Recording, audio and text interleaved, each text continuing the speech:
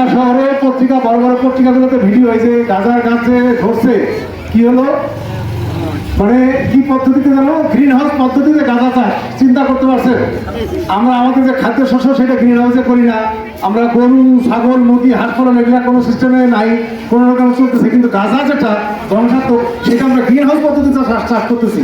তার মানে আমরা ভালোর দিকে নাই, আমরা আছি মন্দের দিকে, খারাপ দিকে। তো এখান থেকে আমাদের ভুলমামারীবাসীকে তথা এই পাথরডুবি ইউনিয়নকে আমাদের বের করতে হবে। তারই একটা অংশ এই ময়দান। তার কারণটা হচ্ছে, এখন মনে হচ্ছে যে আমাদের বিশেষ করে পাথরডুবি ইউনিয়নের কথা যদি আমরা বলি, পাথরডুবি ইউনিয়নের জনগণই চায় না যে এই অঞ্চল থেকে, এই ইউনিয়ন থেকে মাদকটা দূর হোক।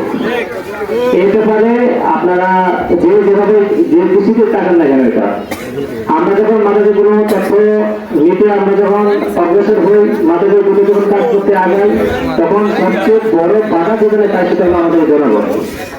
যার কারণে আমাদের বর্তমান মাদকের যে আইন, সেই আইন অনুযায়ী মাদকের যে শাস্তি, সেই শাস্তি অনুযায়ী দেখা যাচ্ছে মাদক কমার কোনো সম্ভাবনা নাই। আয়োজন করছিল তাদের বাধ্যতার জন্য, সরকারের জন্য তারা মাইকিং করতেছে।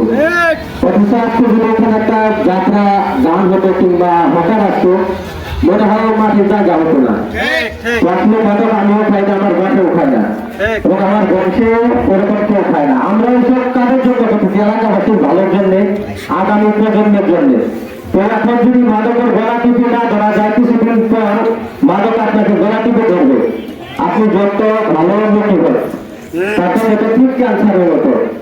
এখন সমাজের ভিতরে বিভিন্ন জায়গাটাতে সেটা যদি আমরা এখন চলতে না পারি, কিছুদিন পর পুরো এলাকা জুড়ে মাদকের লাভ হয়ে যাবে। সেটা পরবর্তীতে কখনো আমাদের রুখে দেওয়া সম্ভব না। তো আমরা আমাদের পক্ষ থেকে যতটুকু সম্ভব ছোট খাদ্য নিয়ে কাজ করতেছি।